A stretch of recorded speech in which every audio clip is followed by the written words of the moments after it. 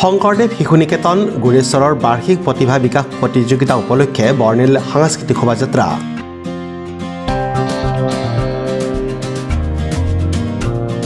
নিকেতনৰ বিদ্যাৰ্থী, আচাৰ্য ভাৰতী আৰু অভিভাৱক অভিভাৱিকাসকলে অংশগ্ৰহণ কৰে শোভাযাত্ৰাত।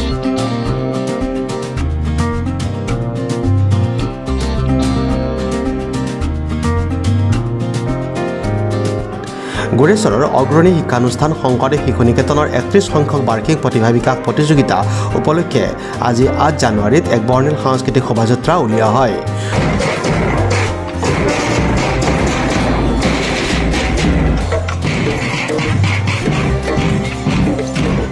গুৰেশ্বৰৰ পটিয়ামাৰীস্থিত বিদ্যালয়ৰ সন্মুখৰ পৰা আৰম্ভ কৰা এই বৰ্ণিল শোভাযাত্ৰা শান্তিপুৰ হৈ গুৰেশ্বৰ চহৰৰ মাজেৰে জ্যোতিনগৰৰে পুনৰ বিদ্যালয়লৈ আহি সমাপ্ত কৰা হয়।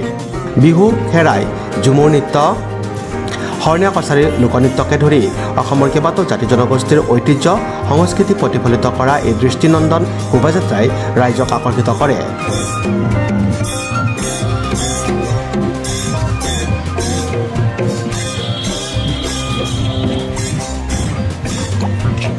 শোভাযাত্ৰাৰ কাৰ্যসূচীৰ পিছতে সাপ্তাহিক প্ৰতিভা বিকাশ প্ৰতিযোগিতাৰ বিজয়ী বিদ্যাৰ্থীসকলক পুৰস্কৃত কৰা হয়। নিকেতনৰ প্ৰাংগণত এই উপলক্ষে বঁটা বিতৰণী সভা অনুষ্ঠিত কৰা হয়। শিশু ভাৰতীৰ অধ্যক্ষ নিপুণ দাসে সভাপতিত্ব কৰা সভাত উদ্দেশ্য ব্যাখ্যা কৰে শিশু ভাৰতীৰ সেনাপতি তমন্না কাশ্যপে। সভাত প্ৰতিটো শ্ৰেণীৰ প্ৰথম, দ্বিতীয়, তৃতীয় স্থানপ্ৰাপ্ত সকলৰ লগতে বিভিন্ন খেল ধেমালি, সংগীত, নাটক আৰু সাহিত্য প্ৰতিযোগিতাত বিজয়ীসকলক বঁটা প্ৰদান কৰা হয়। উক্ত সভাৰ আঁত ধৰে নিকেতনৰ আচাৰ্য মেদিনী নাথে।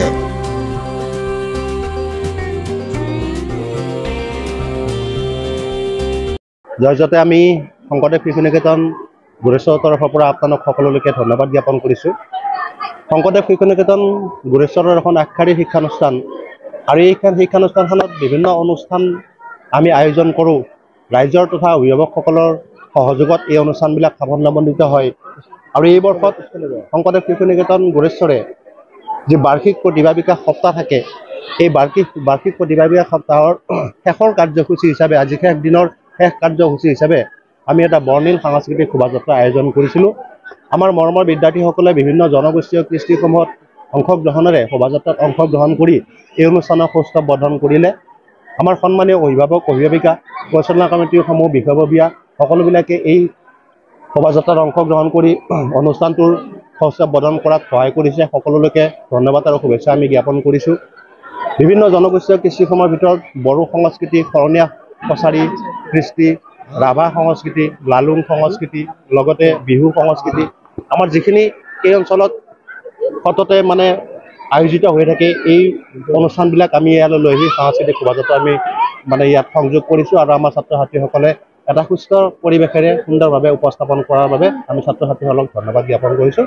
আৰু পৰৱৰ্তী সময়তে আমি ইয়াতকৈ আৰু উন্নতমানৰ শোভাযাত্ৰা আয়োজন কৰাৰ কাৰণে আমি প্ৰতি বছৰে বিভিন্ন কাৰ্যসূচী আমি এই ক্ষেত্ৰত ৰূপায়ণ কৰোঁ।